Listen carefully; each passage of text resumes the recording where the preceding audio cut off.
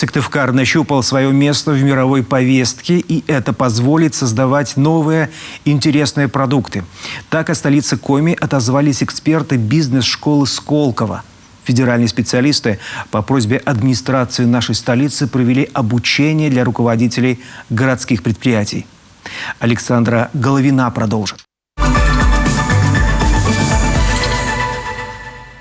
Команда мэрии Сыктывкара в течение года проходила обучение в бизнес-школе Сколково, а теперь ее эксперты в столице республики с ответным визитом. Тренды в мировой экономике и принципы работы сообществ. Сегодня это важные и фундаментальные темы для изучения городского развития.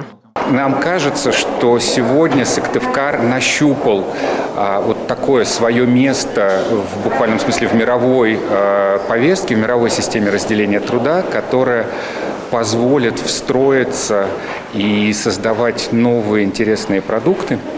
И здесь я, конечно, хочу отметить, что руководство города предложило делать упор на такое перспективное направление, как деревянное домостроение. Причем не индивидуальное, а многоквартирное.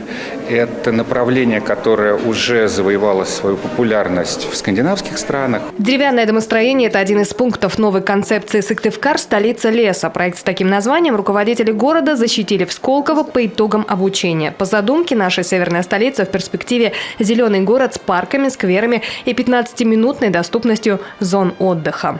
Коми – это лесной край. Здесь расположено большое количество лесоперерабатывающих предприятий. И, собственно говоря, капитализация леса, в общем-то, так вот постепенно вошла и стала основным фокусом в команде. При всем лесном потенциале города и мировых ориентирах на глубокую переработку разработчики концепции делают ставку на развитие именно таких проектов. Это ответственно, прибыльно и, главное, экологично.